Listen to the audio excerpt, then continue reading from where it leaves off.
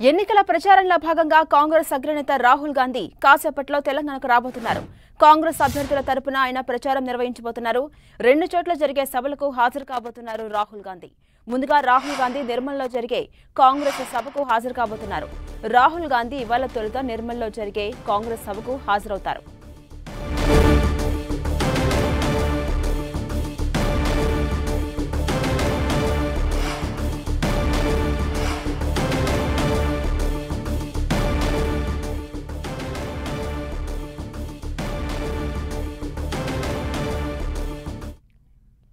ఇక ఇదే అంశానికి సంబంధించి మరింత సమాచారం మా ప్రతినిధి ప్రతాప్ అందిస్తారు. ప్రతాప్, హైదరాబాద్కు తెలంగాణకు రాహుల్ గాంధీ ఇవాళ రాబోతున్నారు. ఎన్ని గంటలకు సభ స్టార్ట్ కాబోతోంది? అప్డేట్స్ ఏంటి?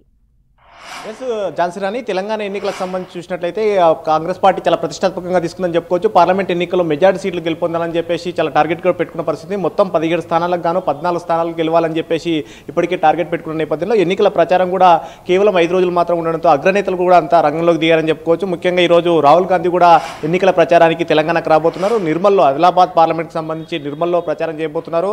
నిర్మల్లో అక్కడ సంబంధించి ఆదిలాబాద్ పార్లమెంట్ నుంచి కాంగ్రెస్ పార్టీ తరఫున పోటీ చేసిన ఆత్రం సుగ్నకు కూడా అక్కడ ప్రచారం చేయబోతున్నారు. అక్కడ తర్వాత మళ్ళీ నార్కర్నూలు నియోజకవర్గానికి అక్కడ మల్లురవి కాంగ్రెస్ పార్టీ నుంచి బరిలో నిలుచున్నారు కాబట్టి అక్కడ నార్కర్నూలు నుంచి కూడా పోటీ చేస్తున్న మల్లురవికి మద్దతుగా ప్రచారం చేయబోతున్నారు. సో మొత్తం మీద రాహుల్ గాంధీ కూడా రంగంలోకి దిగడంతో ఒక ఎన్నికల ప్రచారం అయితే హీట్ పెరిగిందని చెప్పుకోవచ్చు. ఇప్పటికే సీఎం రేవంత్ రెడ్డి కూడా విస్తృతంగా పర్యటన చేస్తున్నారు. రోజుకు 3-4 చోట్ల సభలు, సమావేశాలు, కార్నర్ మీటింగ్లతోటి ఉధృతం చేస్తున్న నేపథ్యంలో మళ్ళీ రాహుల్ గాంధీ కూడా ఈరోజు తెలంగాణకు రాబోతున్నారు. రాహుల్ గాంధీ వచ్చి ఈరోజు రావడంతో అంటే కేంద్రంలో కాంగ్రెస్ పార్టీ అధికారంలోకి వస్తే ఏం చేస్తుందనే అంశానికి సంబంధించి కూడా రాహుల్ గాంధీ జనంలోకి తీసుకెళ్లే అవకాశం ఉంటుంది. ప్రధానంగా 5 న్యాయ్ 25 గ్యారంటీస్ ఇప్పటికే ఈ హామీలతోటి జనంలోకి విస్తృతంగా తీసుకెళ్తున్నారు. వీటితో పాటు బీజేపీ పైన కూడా విమర్శలు చేసే అవకాశం ఉంటుందని కూడా కాంగ్రెస్ పార్టీ వర్గాలు చెప్తున్నాయి. ఎందుకంటే ఎన్డీఏ 10 ఏళ్లకు సంబంధించిన కొన్ని వైఫల్యాలకు సంబంధించిన అంశాలకు పేదలకు ఎన్డీఏ పరిపాలన వల్ల లాభం జరగలేదంటూ కూడా కాంగ్రెస్ పార్టీ ప్రచారం చేస్తుంది. ఆ అంశానికి సంబంధించి గతంలో యూపీ హయాంలో ఉపాధి హామీ అలాంటి అంశాల వల్ల, పథకాల వల్ల పేదలకు లబ్ధి జరిగింది తప్ప ఎన్డీఏ పరిపాలనలో లబ్ధి జరగలేదంటూ కూడా